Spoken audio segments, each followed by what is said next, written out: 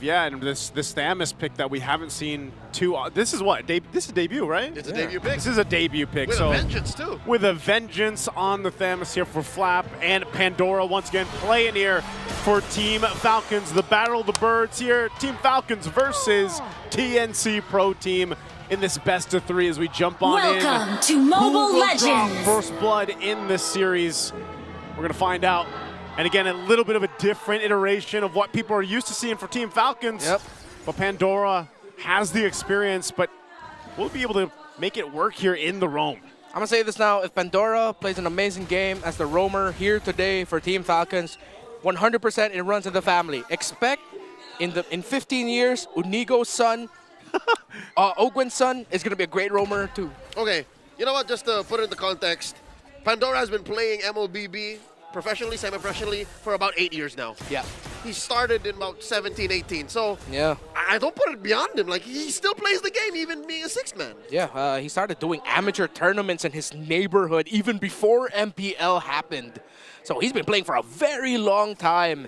So let's see how he's going to be playing here in the roam alongside Few. This Thomas pick on the EXP lane might be targeted. It could be their take on the potential answer against a Badang.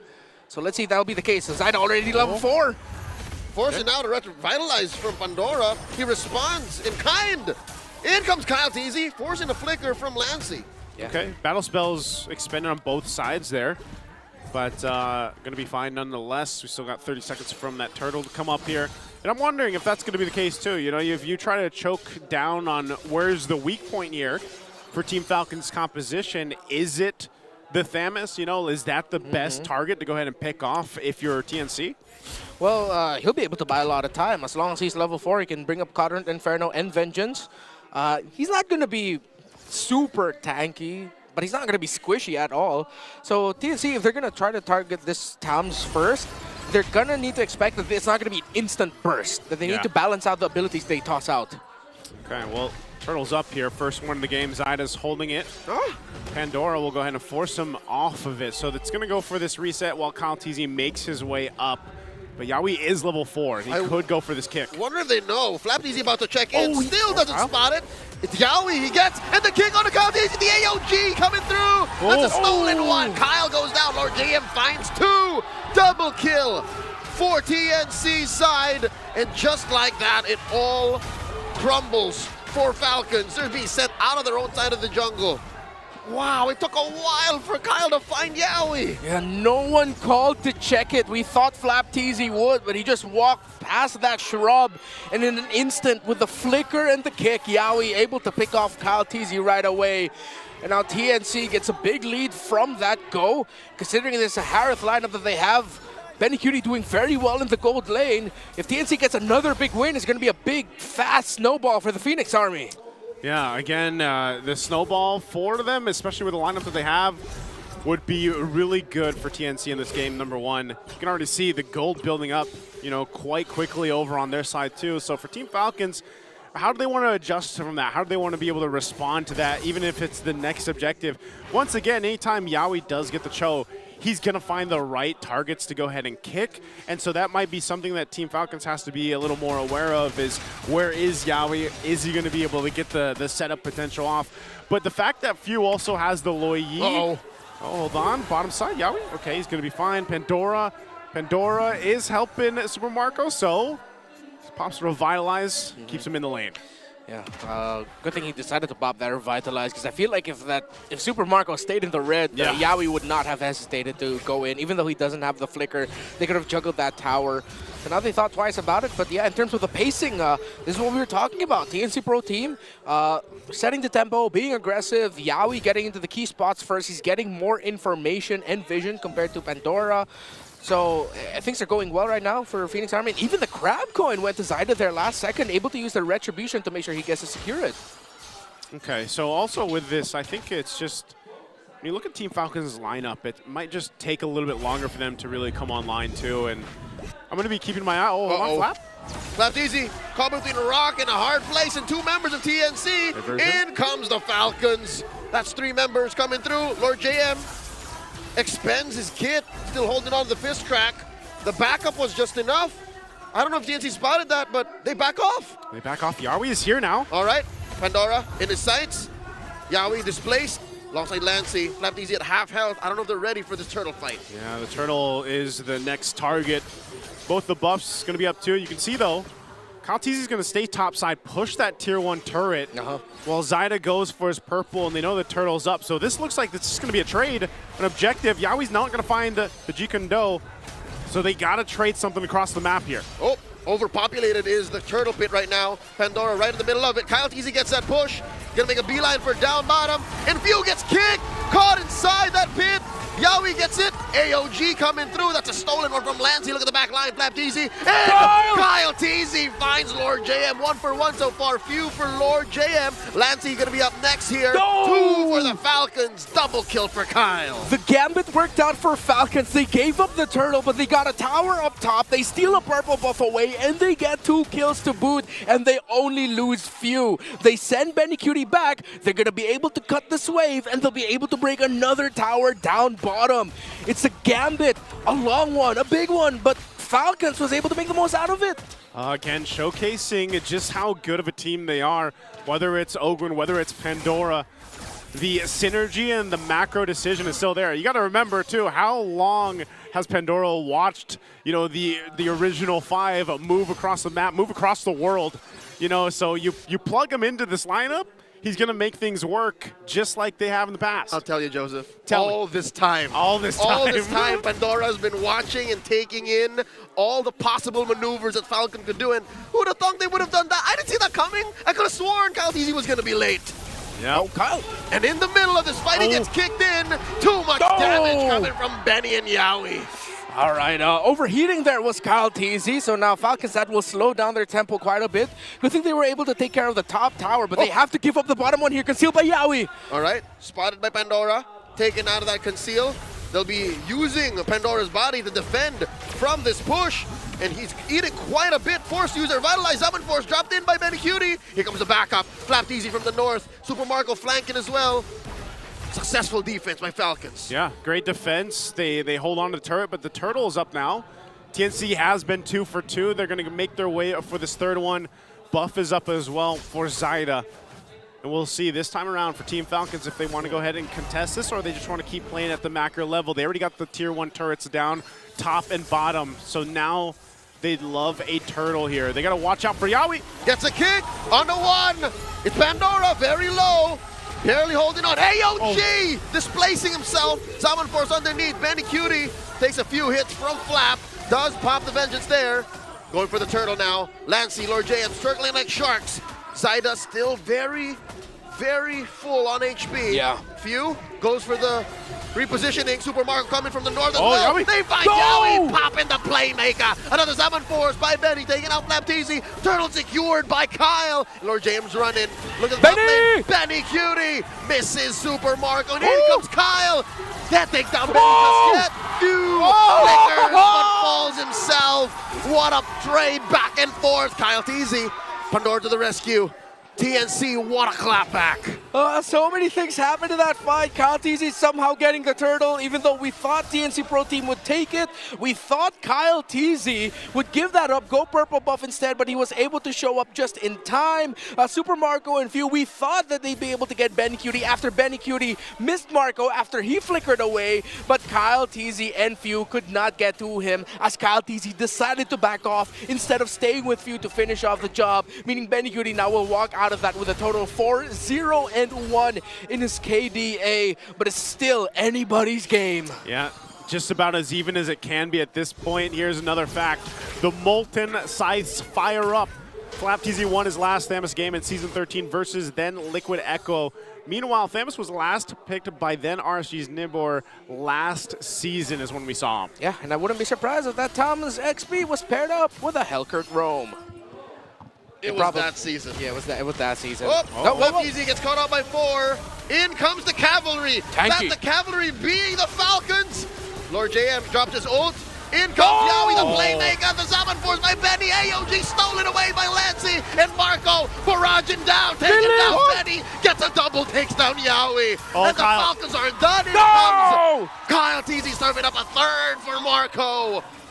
and Lord JM walking away. Zaid on the other side of the map. Falcons are eating good.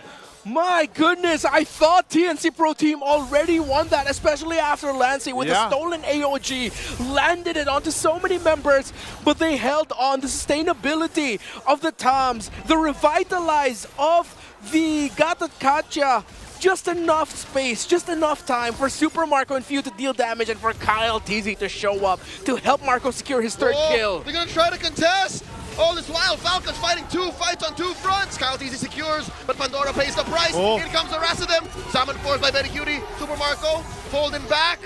And they get to retreat, but they pay the price of Flap and Pandora. They pay the price? Diversion, diversion? He uses his own diversion from them. Few blasts and spots the three members of TNC. Man, the game IQ to go ahead and check that out, that could have been really bad if they walked towards that. But hey, it was an attempt from TNC. They tried to make something work. It didn't. Ultimately, they should be able to deal with this Lord pretty well. They're not too far behind as we take a look here at the items falling into place. You know, how's it looking for TNC though, Renmar? All right, they're still very close in the gold and the items. No Holy Crystal just yet for Benny Cutie, but he should be coming up on that. Definitely we're feeling the nerfs on the Harith in terms of his damage scaling. But once that Holy Crystal is locked in, it's going to feel like the old Harith again. It delayed a little bit though. Diversion up top, but that's only going to be for macro map control as the members of TNC Pro Team are down bottom. Already 4 items core locked in for Super Marco, just built up his Malefic Roar. Man, Super Marco still deathless so far. Is he weatherproof too? Right now he's doing fine, but Benny Cutie is just having an amazing game also on the Harith here. So I think for both teams, that's going to be a big part of this late game now. You know, taking care of your gold laners, allowing them to have that positioning to be able to move around these team fights for their best ability to fight. Yeah, it also looks like when it comes to the big team fights, as long as Few can dish out the duality procs from his abilities really well, it messes up the team fighting of TNC, leading to Marco being able to free hit, leading to Flap TZ to be able to deal damage. Even though it's not a lot, it's still damage at the end of the day while sustaining the front line for Falcon. So this Low Yi is doing so much in team fights. There's a diversion painted by Falcons. Close call, keeping TNC on their feet. Yeah, keep them guessing at this point. Conceal going to be used as well. Yawi trying to get some of that information. Again, they're just trying to go ahead and collect what they can. This purple buff, though, is going to get stolen, though, so Zyda won't have that.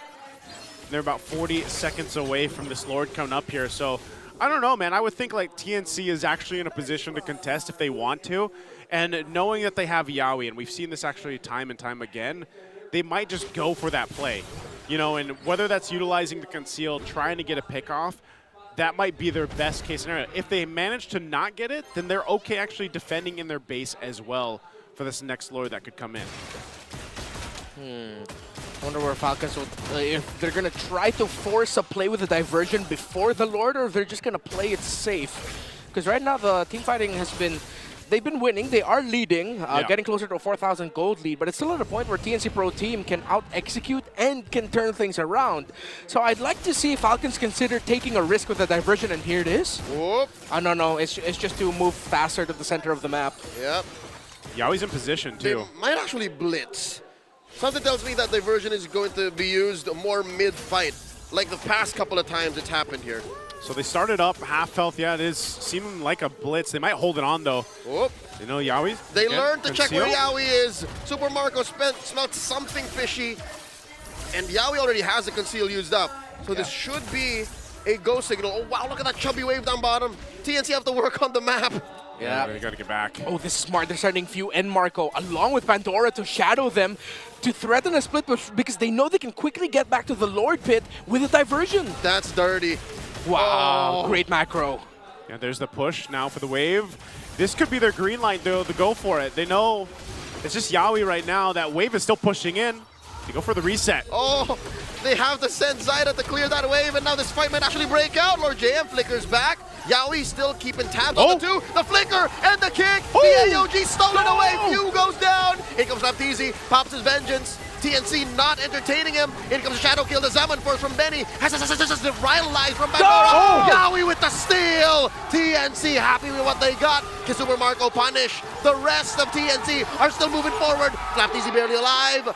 Falcons fail to thread the needle. TNC with a steal. Great on-the-fly repositioning by TNC Pro Team. They were able to avoid the main salvo of damage by Super Marco, and they were able to force back Falcons at the right time for that objective. Kyle Teasy, who was targeted by the ultimate of the Hayabusa, wanted to drag it away, but it meant that he was out of range for the retribution. And of course, Yaoi with the initiation to start things off, picking off Few. We talked about the low Yi and how much he was doing for the team fights as long as he was free to combo, and they took out one of their biggest problems right away. Oh, Yaoi again. Okay, he's not going to go force that one.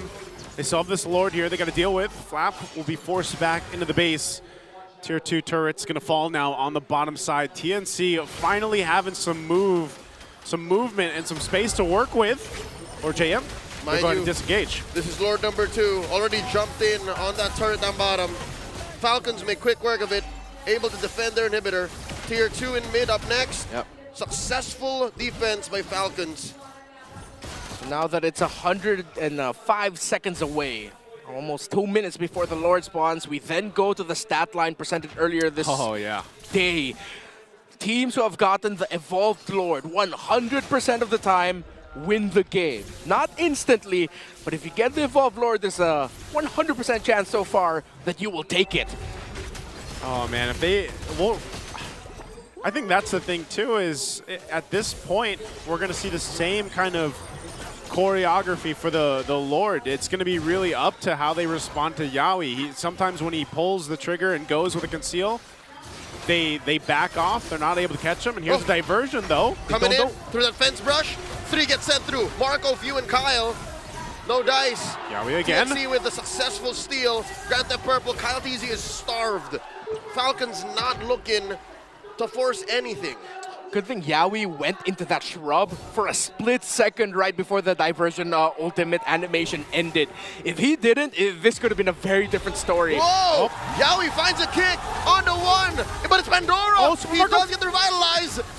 Super Marco in the back line, already using his Wind of Nature. Flap Teasy pops a Counter Inferno, sending back 3 members of TNC. Now, the diversion. Where they go? All the way into the back line. It's Pandora and Few. It's risky. JM responds in kind. The Few figures out. Zaida catches him. The stolen. The AG. No, it's real. Down goes Few. Zaida gets him. Marco blasts Zaida. Dashing out. Now Few pays the price again. Oh, no. Lord JM looking to finish it. Pandora goes down. It's all just 3. And about it's perfect timing for the Lord. Perfect timing for TNC off of that one. It just feels like these Death Sonatas and even the Rhapsodies just can't reach